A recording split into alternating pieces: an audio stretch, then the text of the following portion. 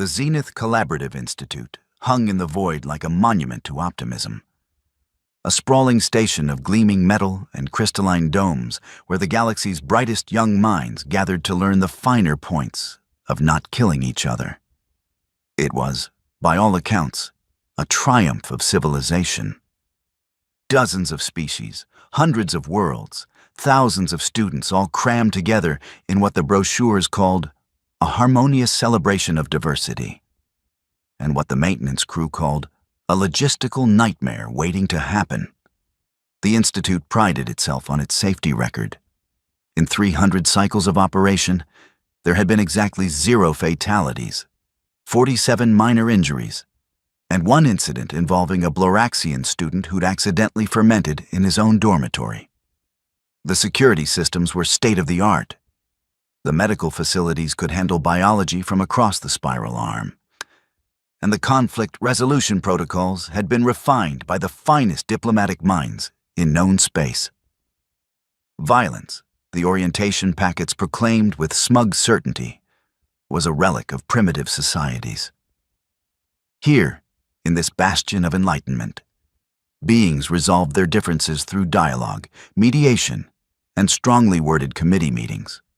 The faculty lounged in this complacency like Threxian mudcats in warm sludge. After all, most species who'd achieved faster than light travel had long since evolved past their aggressive phases. Sure, some retained their predatory biology, their sharp teeth and sharper claws, but these were vestigial traits, cosmetic reminders of a violent past, nothing more. The Carvox, for instance, were apex predators on their homeworld, 3-meter-tall reptilian nightmares with bone ridges and retractable talons that could shred plasteel. Terrifying, certainly, but they'd been civilized for 2 millennia. They wrote poetry now. They debated philosophy. They only occasionally ate their political opponents, and when they did, it was always metaphorical. The galaxy had rules, you see. The strong protected the weak. The advanced guided the primitive. Everyone followed protocols. It was all very orderly, very safe, very boring in the way that civilization should be boring. Wars were footnotes in historical databases. Combat was something studied in theory, practiced in simulation, never actually experienced by anyone born in the last 500 years. And then Earth applied for membership. The application had caused quite a stir in the Galactic Council's Education Subcommittee.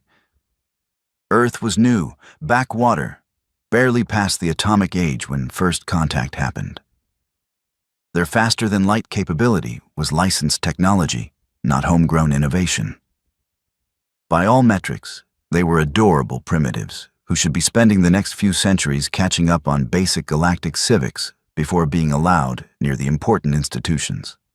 But humanity had advocates. Treaties had been signed, and the diplomatic machinery ground forward with its characteristic indifference to common sense. Earth was granted provisional membership, which included educational exchange opportunities. The Zenith Institute, always eager to pad its diversity statistics, accepted 5 human students in the current cycle. Marcus Webb was one of them. To look at Marcus, you'd think the admissions committee had scraped the bottom of the intimidation barrel. He stood barely 1.8 meters tall, which made him shorter than most species on campus. His frame was lean, not the bulging musculature of a Carvox warrior or the dense bone structure of a Crathenian laborer. He had soft skin, no natural armor plating, no venomous glands, no retractable anything. His hair was an unremarkable brown, his eyes an equally boring hazel, and his fashion sense screamed. I learned to dress from institutional catalogs. He was, by every external measure, the least threatening being in any room he entered. This was exactly how Marcus preferred it. He'd come to Zenith to study xenobiology and interspecies conflict resolution, fields that fascinated him precisely because they sat at the intersection of difference and cooperation. While other students treated their courses as resume padding, Marcus actually read the assignments. He took notes in 3 languages. He asked questions that made professors pause and reconsider their lecture points. He was polite to everyone, held doors for species who didn't even use doors, and had somehow befriended half the social outcasts on campus within his first month. One of these friends was Pip, a quilnari who barely reached Marcus's shoulder and looked like someone had given anxiety a physical form and covered it in pastel feathers. The quilnari were herbivores, from a garden world where the most dangerous predator was a slightly aggressive pollinator. Pip had come to Zenith to study agricultural logistics, hoping to improve food distribution networks across the outer colonies. Noble goal, terrible survival instincts, which made Pip a natural target. Vrax had noticed Pip on the second day of term, the way a shark notices a bleeding fish. Vrax was Karvok's nobility, the 3rd son of a regional governor, which meant he had all the entitlement of aristocracy with none of the responsibility. He stood 3 meters of scales and swagger, his bone ridges polished to a shine, his talons capped with decorative medals that probably cost more than most students' tuition. He surrounded himself with a carefully curated pack of similar predator species students. Krill, a 4-armed scroth who'd failed out of military academy. Vesh, a Gornax whose family bought his grades. And Thex, a cybernetically enhanced Proxian who mostly just enjoyed watching others suffer. They called themselves the Apex Brotherhood, which told you everything you needed to know about their creativity and self-awareness. Their favorite hobby was making life miserable for anyone they deemed beneath them, which was everyone except faculty who might actually punish them. Pip became a particular fixation, perhaps because the quilnari was so obviously terrified, or perhaps because bullies are fundamentally boring people who repeat the same patterns because they lack the imagination for original cruelty. For weeks, it was small things. Blocking Pip in corridors, knocking data tablets out of those tiny feathered hands. Loud comments about herbivore inferiority made whenever Pip was in earshot. The kind of harassment that technically violated campus policies but was hard to prove, easy to dismiss, and designed to avoid triggering the automated security systems that watched for physical violence. Marcus noticed. Of course, Marcus noticed. He'd made a point of noticing things, reading rooms, understanding social dynamics. It was a survival skill he'd learned young, though none of his current classmates would understand the context. His first interventions were diplomatic, appearing when the Apex Brotherhood cornered Pip, asking innocent questions that gave Pip an excuse to leave, positioning himself physically between the bullies and their target without making it obvious that's what he was doing. Reporting incidents to student services, filling out the proper forms, following the proper channels. It accomplished nothing. Because Vrax was nobility, and his family donated generously to the Institute. And the administration treated his youthful high spirits with the kind of indulgence usually reserved for senile grandparents and diplomatic incidents that might cause wars. Just avoid them, the student services counselor told Pip after the 4th report. There's plenty of space on campus. As if fear should dictate where students could safely exist. Marcus bit his tongue during that meeting. He smiled politely. He thanked the counselor for their time. And he walked Pip back to the dormitory, making small talk about agricultural yields and soil composition, pretending not to notice how badly his friend was shaking. "You don't have to keep helping me," Pip whispered at the dorm entrance. "They might start targeting you too." Marcus just smiled. "I'm not worried about them." It was true. He wasn't worried. But perhaps he should have been worried about what he might do when the situation inevitably escalated, because escalation was the only direction this kind of story ever went. The incident happened 3 weeks later, in Lab Complex 7, a section of the Institute dedicated to environmental studies. It was late in the station's artificial evening cycle. Most students back in their dorms, the corridors empty except for the soft hum of life support and the distant clatter of maintenance drones. Pip had stayed late working on a hydroponics project, something about optimizing nutrient delivery for zero-gravity farming. Marcus knew this because they'd studied together earlier, and he'd made a mental note of when Pip expected to finish. Just a precaution, just awareness. He was heading back to check on his friend when he heard it. The unmistakable sound of fear, a high-pitched Quilnari distressed chirp echoing down the corridor. Marcus didn't run. Running attracted attention, triggered pursuit responses in predator species. Instead, he moved quickly but smoothly, following the sound to an auxiliary lab space where the Apex Brotherhood had cornered Pip against a bulkhead. Vrax held Pip by one feathered arm, dangling the smaller being off the ground while Krill and Vesh laughed. Thex was recording the whole thing on a personal device, probably for later entertainment. "Please," Pip was saying, voice breaking. "I didn't do anything. I was just working, please." "Please," Vrax mimicked in a cruel falsetto. "You're always working, always scurrying around like you belong here. This is an institute for important species, little feather duster, not agricultural drones." Marcus appeared in the doorway, hands relaxed at his sides, expression calm. "Hey guys. Pip, you ready to head back?" 4 sets of eyes turned toward him. Vrax's ridges rippled with something between amusement and irritation. The human. Pip's little pet guardian. We were just having a conversation about proper social hierarchy. "Looked more like assault to me," Marcus said evenly. "Why don't you put Pip down and we can all go our separate ways? No harm, no reports, no administrative headaches." Krill laughed, his forearms flexing in what was probably meant to be intimidating. "You going to make us mammal? You barely reach our chest plates." "I don't want to make anyone do anything," Marcus said, and he meant it. "I'm asking politely. Please let my friend go." Vrax's tail lashed, a sign of aggression in Karvok's body language. "You know what your problem is, human? You don't understand your place.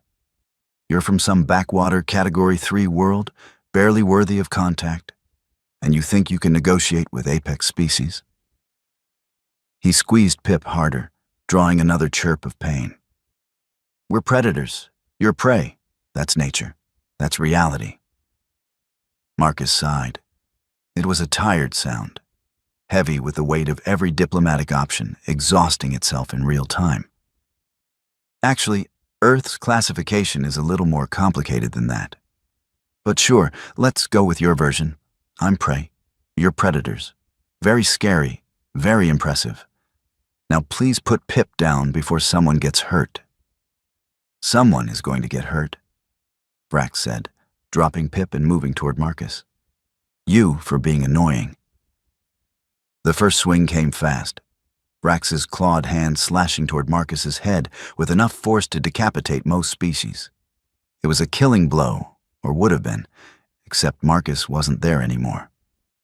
He'd shifted his weight, pivoted on his back foot, and Vrax's talons scraped air where his throat had been a microsecond earlier. Vrax stumbled, confused. Krill lunged next, all 4 arms reaching to grapple, and Marcus did something that looked absurdly simple. He stepped into the attack, caught one of Krill's wrists, and used the Scrath's own momentum to redirect him face first into the bulkhead with a wet crunch. Krill dropped like a puppet with cut strings. 3 seconds. 1 down. Vesh charged, relying on Gornak's bulk and bone density, the standard tactic of a species who rarely encountered resistance. Marcus dropped low, swept Vesh's lead leg, and as the Gornax's own weight carried him forward, Marcus's elbow came up sharply into a nerve cluster under Vesh's jaw. The big alien's eyes rolled back, and he collapsed in a heap of unconscious meat. 6 seconds. 2 down. Thex, the smart one, went for his communicator. Marcus's hand shot out, caught Thex's wrist, applied pressure to a joint. And suddenly Thex was on his knees, gasping in pain from a nervous system being politely asked to shut down through the application of mechanical leverage and anatomical knowledge. 9 seconds. 3 down. Vrax, finally processing what was happening, roared and came at Marcus with everything he had. Talons extended, teeth bared, every bit of apex predator biology screaming that this was impossible. This tiny mammal couldn't be doing this. Reality needed to correct itself immediately. Marcus sidestepped, grabbed Vrax's lead arm, and used a dozen principles of physics that the Carvox had somehow never applied to personal combat. Leverage, momentum, rotational force. Vrax's superior size became a liability as Marcus guided his spin, accelerated it, and introduced the Carvox's skull to a structural support beam with a metallic clang that echoed down the corridor. Vrax dropped, out cold. 12 seconds. 4 down. Marcus stood among the bodies, breathing slightly elevated but not winded, and checked his knuckles for damage. A bit of bruising, nothing serious. He'd pulled most of his strikes, used technique over power, targeted nerve clusters and balance points rather than anything permanently damaging. It was, by his standards, an extremely restrained response. By galactic standards, it was a horror show. Pip stared from the corner, feathers puffed in shock. How? What? You're a Category 3 sentient. Marcus winced. About that. It's possible Earth's initial classification was based on incomplete data. The security team arrived 2 minutes later, weapons drawn, expecting to find a crime scene. They found Marcus sitting calmly against the wall, Pip being checked for injuries, and 4 of the station's most notorious bullies unconscious on the floor. The head of security, a Vraxian named Court, who'd served in 3 peacekeeping missions and thought he'd seen everything, surveyed the scene with his 4 eyes in various states of disbelief. What happened here? They attacked Pip, Marcus said simply. I intervened. You intervened, Court repeated slowly, looking at Vrax's unconscious form. A Carvox warrior, trained in combat from hatching, was intervened by a human student. Actually, 4 of them, Marcus corrected helpfully. Is Pip okay? That's really the important question here. The medical team confirmed Pip was shaken but uninjured. The 4 attackers, meanwhile, had various concussions, a broken facial ridge, some severely strained joints, and wounded pride that would probably never fully heal. All injuries were classified as non-lethal, controlled, and proportional to the threat level, which somehow made it worse, because proportional meant Marcus had known exactly what he was doing. Every strike, every movement, every application of force had been measured. This wasn't berserker rage or lucky accidents. This was skill, training, experience. The security footage confirmed it. 12 seconds of movement that looked less like a fight and more like a demonstration. Like Marcus was teaching a course on how to efficiently neutralize threats without causing permanent damage. The galactic education community lost its collective mind. Vrax's family, predictably, demanded Marcus's immediate expulsion, imprisonment, and possibly execution, depending on which family member was making the statement. They hired lawyers, filed complaints with the Galactic Council, and made very loud noises about humans being secretly violent savages who'd infiltrated civilized society under false pretenses. The Institute administration activated its crisis protocols, which mostly involved panic and committee meetings. The student body divided into factions. Those terrified of the human who demolished 4 larger opponents, those fascinated by the same, and a small group who'd been victims of the Apex Brotherhood and were quietly thrilled someone had finally made them face consequences. The human embassy got involved.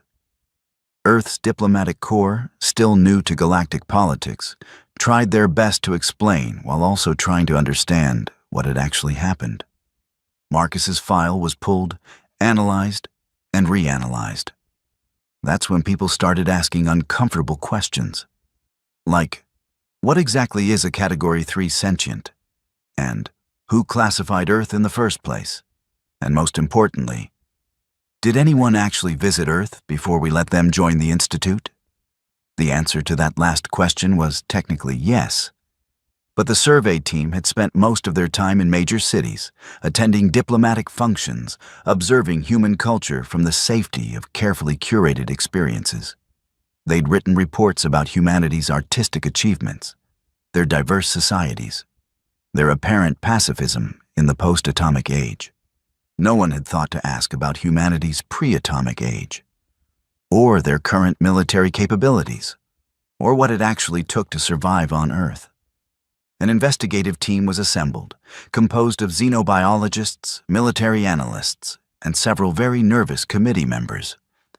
They did what the original survey team had failed to do: actual research. The findings were concerning. Earth, it turned out, was a Class 12 death world. Not a garden world, not a protected biosphere. A planet where everything, from the microbes to the megafauna, was actively trying to kill you at all times. The gravity was 50% higher than galactic standard. The atmospheric pressure could crush unprotected Quilnari. The temperature swings could freeze or cook most species.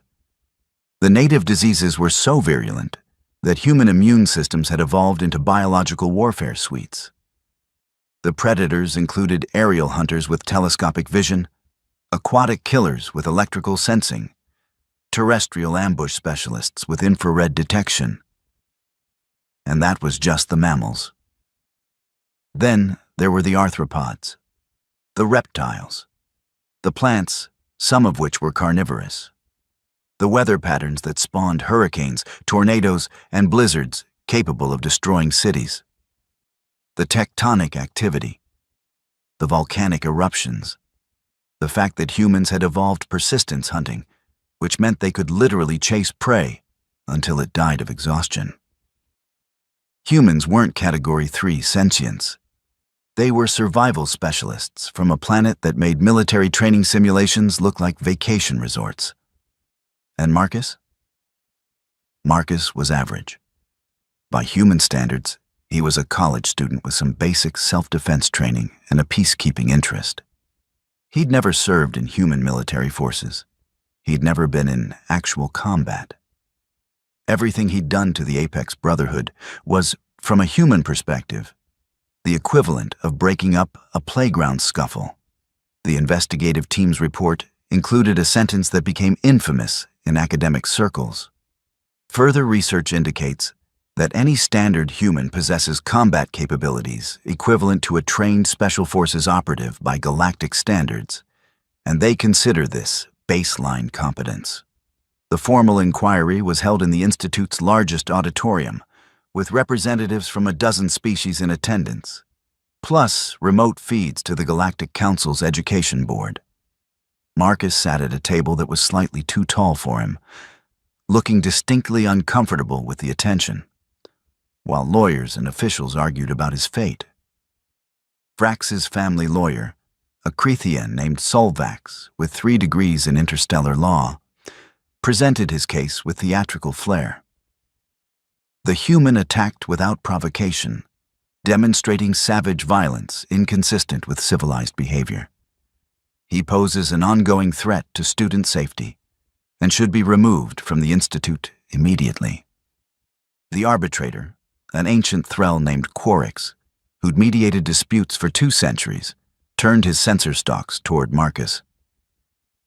"Do you have a response?" Marcus looked at the assembled officials and spoke quietly. "Could I just explain what Earth is like? I think there might be some confusion." "Please do," Quarix said. "Right. So, where do I start?" Marcus gathered his thoughts. Earth has approximately 8 million documented species, and probably millions more undocumented. Most of them have evolved specialized killing methods. We have insects that can kill, you with a sting. Arachnids with venom that dissolves tissue. Fish with neurotoxins. Snakes with hemotoxic venom. Mammals with claws and teeth. Birds with talons. We have bacteria that can eat flesh, viruses that can shut down organs, and parasites that can control your behavior. The audience was very quiet. Our weather includes storms with winds exceeding 300 kilometers per hour. We have temperature variations of over 100 degrees between seasons in some regions. We have natural disasters that can destroy cities. Earthquakes, tsunamis, volcanic eruptions, floods, droughts, wildfires. As children, we're taught what to do during these events because they're common enough to require preparation. Someone in the back made a strangled noise. The gravity on Earth is 1.3 times standard galactic, which means we're carrying extra weight all the time. Our atmospheric pressure is higher. We evolved to function in these conditions. So when we're in standard galactic environments, everything feels lighter, easier. Marcus continued, warming to his topic despite the horrified expressions facing him. We have mammals that hunt in coordinated packs. Reptiles that can go months without eating, then ambush prey. Aquatic predators that detect electrical fields and can smell blood from kilometers away. Aerial predators with vision acute enough to spot small prey from 3 kilometers up. And humans? We evolved as endurance hunters. We can run for hours in heat that would kill most predators, tracking prey until it collapses from exhaustion. We're persistence specialists. But you're clearly not a soldier. One of the committee members protested weakly. No, Marcus agreed. I'm a student. Most humans learn basic self-defense as children, the same way you'd learn mathematics or language. It's considered fundamental education. What I did in that corridor was basic. I used leverage and anatomical knowledge to neutralize threats without causing permanent damage. It's not advanced combat training. It's just understanding how bodies work and applying physics. Solvax tried to interrupt. But the violence was necessary and minimal, Marcus said firmly. They were hurting my friend. I asked them to stop. I gave them opportunities to de-escalate. They chose violence, and I responded with the minimum force required to protect Pip. By human standards, I was extremely restrained. I could have done much worse. That sentence hung in the air like a threat, except Marcus had delivered it as a simple statement of fact. A military analyst in the audience stood up, a Crethenian named Vox, who specialized in combat assessment. I've reviewed the security footage 53 times. The humans' movements demonstrate advanced tactical awareness, threat assessment, and force modulation. These are skills that take our special forces years to develop. You're saying humans learn this as children? Basic versions, yes, Marcus said. Look, humans have been violent for most of our history.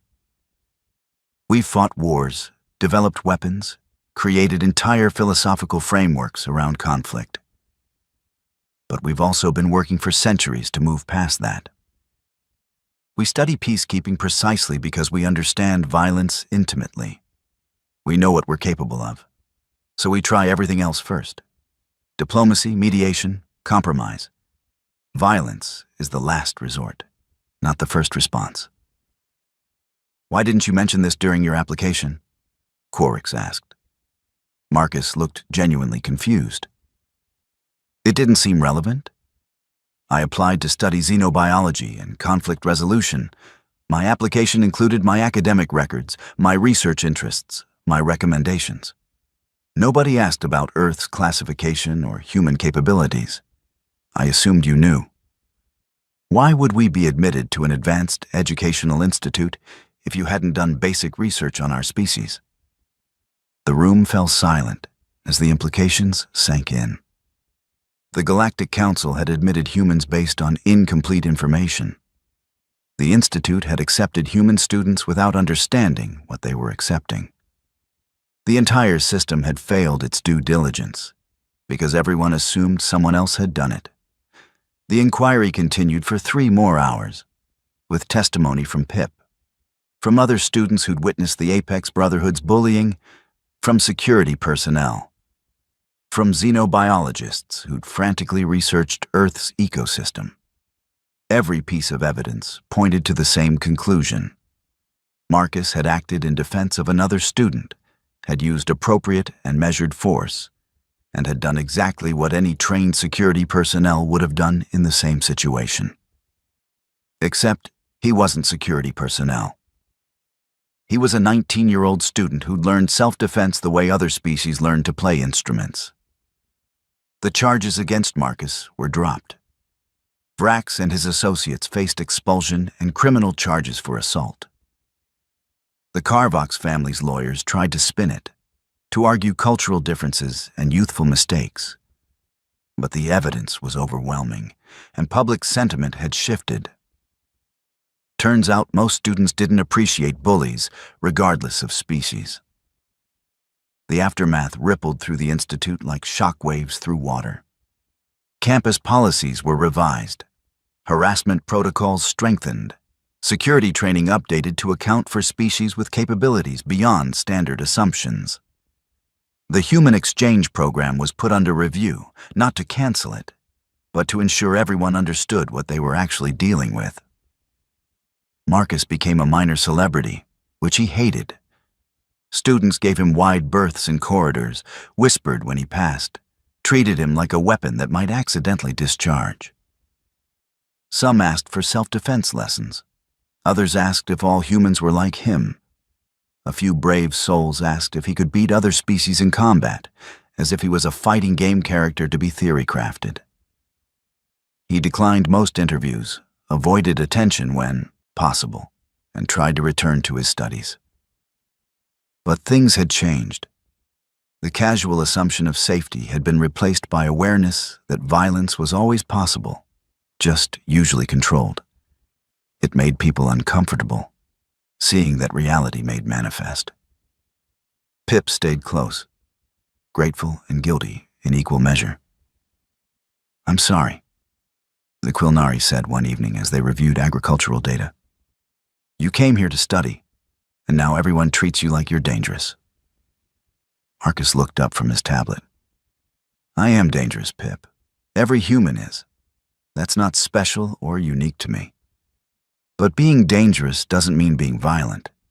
It means having the capability and choosing not to use it except when necessary. That choice is what matters. Do you regret it? Defending me?" "Not even a little bit," Marcus said immediately.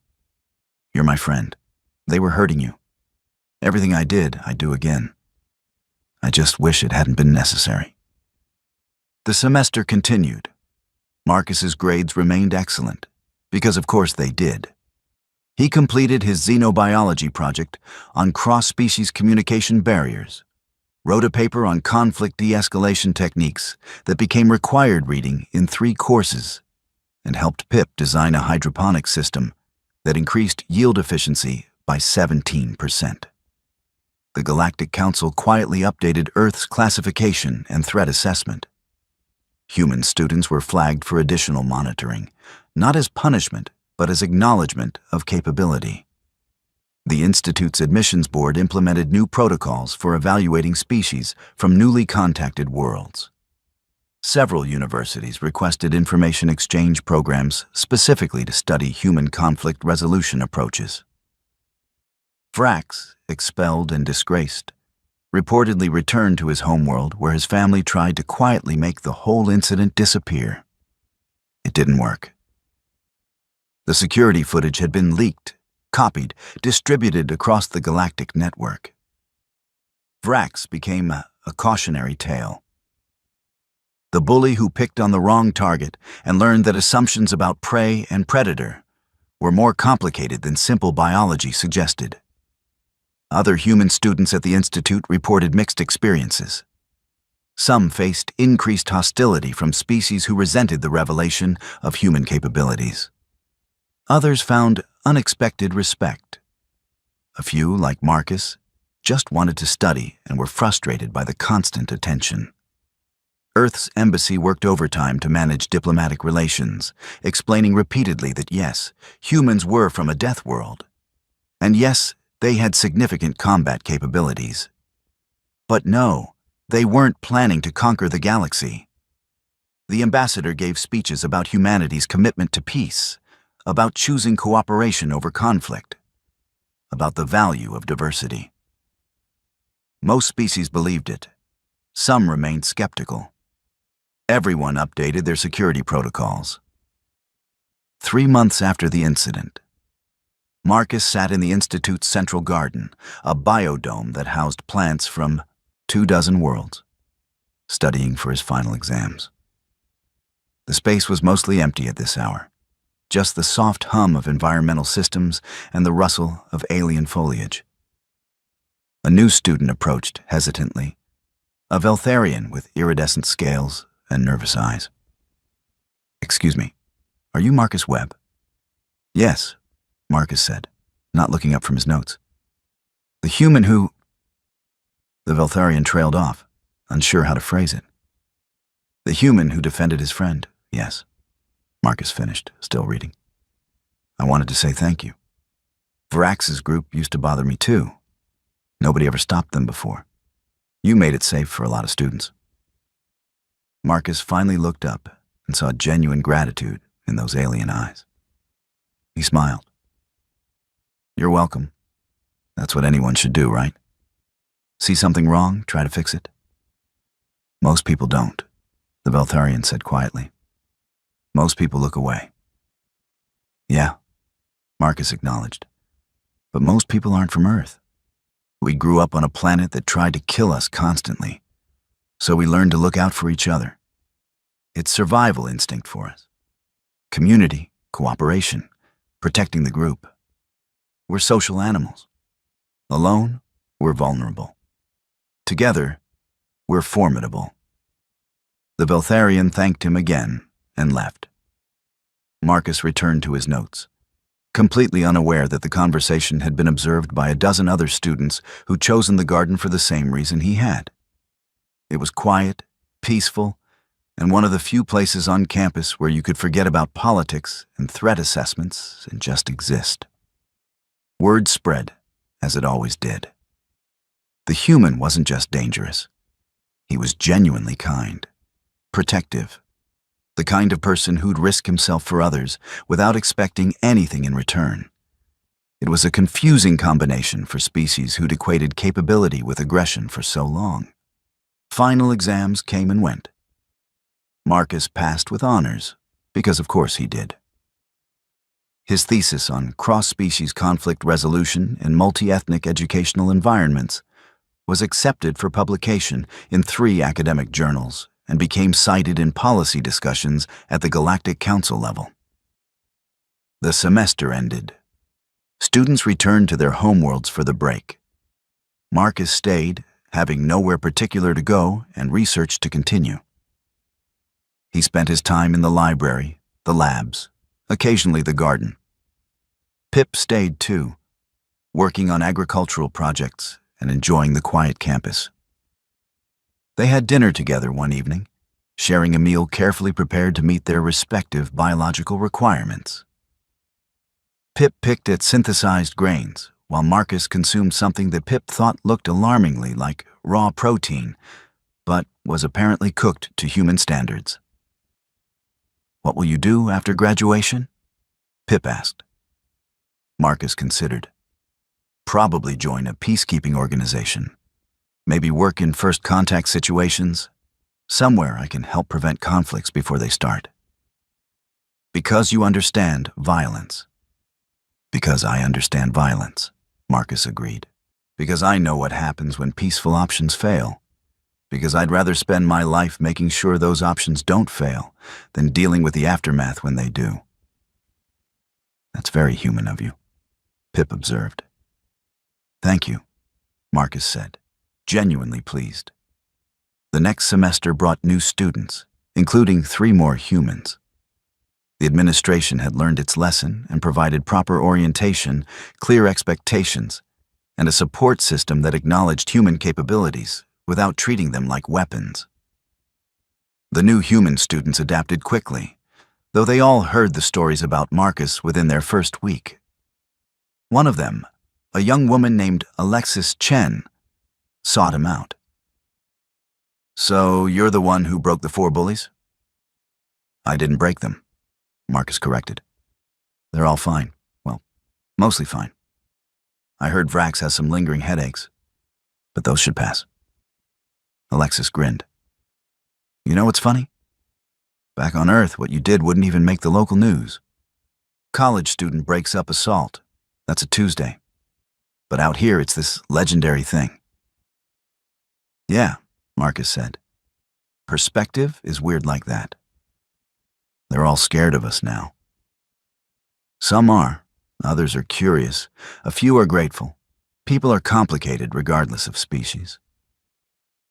"You didn't answer my original question, though," Alexis pressed. "Did you know it would be like this when you applied?" Marcus was quiet for a moment. "I knew there would be differences. I knew other species wouldn't have the same background we do. But I honestly thought the Galactic Council would have done their homework. I assumed they knew what Earth was like and accepted us anyway, which would have meant they were ready for us. The fact that they didn't know..." He shrugged. "That's on them, not us. We never hid what we are." "We're survivors," Alexis said. "Everyone's a survivor," Marcus countered. "We just survive different things. That's what makes this whole galactic community thing interesting, right? Different experiences, different perspectives, all trying to figure out how to coexist. It's messy and complicated, and sometimes it goes wrong. But it's worth doing."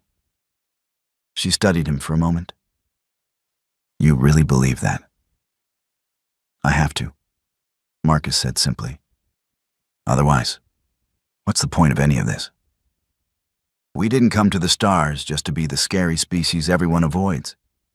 We came to learn, to grow, to be part of something bigger. Yes, we're from a death world. Yes, we have capabilities that make other species uncomfortable. But that's not all we are. We're also explorers, students, friends, people trying to make things better. That should count for something." It did count. Slowly, gradually, perceptions shifted. The initial fear of humans gave way to cautious respect, then to genuine curiosity.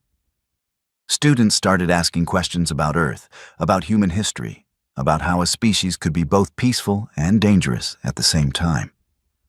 Some universities established exchange programs, specifically focused on human conflict resolution methods. Others wanted to study human biology, psychology, cultural development. Humanity became less of a scary unknown and more of a fascinating puzzle. How did you create a lasting peace after millennia of warfare? How did you channel violent capability into protective service? How did you teach children to be both gentle and strong? These were questions the galaxy had struggled with, and humans offered a working model, however imperfect. Marcus completed his degree with highest honors. He gave a commencement speech that was surprisingly humble, thanking his professors, his friends, and the Institute for the opportunity to learn and grow. He didn't mention the incident with Vrax. He didn't need to. Everyone knew. It was part of his story now, a footnote in the larger narrative of human integration into galactic society. He took a position with the Galactic Peacekeeping Corps, assigned to mediation teams in frontier space. Pip joined an agricultural cooperative that distributed food to colony worlds. They stayed in touch, exchanging messages across the light years, sharing their successes and frustrations. Vrax, last anyone heard, was working in his family's administrative offices, far from anything resembling combat or confrontation. Rumor had it he'd become quite vocal about the need for better anti-bullying policies in educational institutions. Whether this was genuine growth or damage control was unclear, but the policies got implemented. So Marcus figured the motivation didn't matter as much as the results. The Zenith Collaborative Institute continued its mission of education and cooperation, now with updated protocols and a more realistic understanding of the species it admitted. The safety record remained impressive, though there was an asterisk now, a footnote that explained the 4-month gap and referenced the incident, without specifying details for those who didn't already know. New human students arrived each cycle. Less surprising now. Better prepared by orientation that actually covered Earth's unique characteristics. They studied, made friends, occasionally got into altercations that reminded everyone that capability and violence weren't the same thing. Most graduated without incident. A few became legends in their own right. All contributed to the slowly shifting perception of humanity from dangerous unknowns to valued members of the galactic community. Because here's the thing about Deathworld survivors. They learn to adapt, to read threats, to respond appropriately. They learn that survival isn't about being the strongest or the most violent. It's about being smart, flexible, and knowing when to fight and when to flee, and when to find a third option nobody else considered. And when you take that survival instinct, that adaptability, that hardwired drive to protect the group, and you point it at problems like hunger, disease, conflict, and injustice, you get something the galaxy hadn't seen before. A species that chose peace not because they couldn't handle violence, but because they understood it too well to waste it on anything less than absolute necessity. Marcus Webb, average human, unremarkable student, became a symbol of something the galaxy needed to understand. Being dangerous and being good weren't mutually exclusive. In fact, sometimes being capable of violence was what made choosing peace meaningful. The strength to hurt combined with the wisdom not to was perhaps the highest form of civilization, more advanced than any technology or social structure. The Apex Brotherhood had learned this lesson the hard way. The galaxy learned it more gradually. And Marcus, he just kept doing what he'd always done. Studying, learning, trying to make things better, protecting those who needed protection, and occasionally, when absolutely necessary, reminding everyone that humans from Earth didn't need to be scary to be respected. But they definitely shouldn't be underestimated. Years later, when new species joined the galactic community, they'd receive orientation materials that included a section on humans. The materials were balanced, factual, and concluded with a note that became standard across diplomatic channels. Humans are cooperative, peaceful, and genuinely committed to interspecies harmony. They are also extremely capable if that harmony is threatened. This is not a contradiction. This is adaptation. Respect both aspects accordingly. Marcus would have been embarrassed by the attention if he'd known about it. But he was too busy with his work, mediating disputes, training peacekeepers, occasionally defending someone who couldn't defend themselves, and generally living the life he'd planned before anyone realized that student from Earth meant something different than everyone had assumed. Pip sent him a message one day, years after graduation, containing a simple observation. You know what's funny? You came here to study peace, and you ended up teaching it by breaking 4 bullies in 12 seconds. Very human. Marcus read it, laughed, and typed back, when you're from a death world, sometimes peace requires a demonstration of capability first. Understanding comes after respect, and respect comes after awareness. We just accelerated the timeline a bit. By punching people. By using measured, appropriate force in defense of a friend. Marcus corrected. There's a difference. Yes, Pip agreed. That's the lesson, isn't it? Knowing the difference. And really, that was the whole story. Not that humans were dangerous, though they were. Not that Earth was a death world, though it was. But that a species could emerge from violence and chaos, carry that capability with them to the stars, and choose every single day to use it for protection rather than domination, for defense rather than conquest, for peace rather than war. They went after a student. Just a normal, average, unremarkable human student who wanted to study and learn and make friends. They thought he was prey because he was small and polite and non-threatening. They didn't realize he was a Deathworld survivor who'd learned from birth that predators came in many forms, that violence was a tool to be controlled, not indulged, and that the strongest response was often the most restrained one. They learned. Eventually, everyone learned. And the galaxy became a little bit safer, a little bit wiser, and a lot more careful about assumptions based on appearance, classification, or incomplete data. Marcus Webb graduated, moved on, lived his life, and occasionally wondered what all the fuss had been about. To him, he'd just done what anyone should do.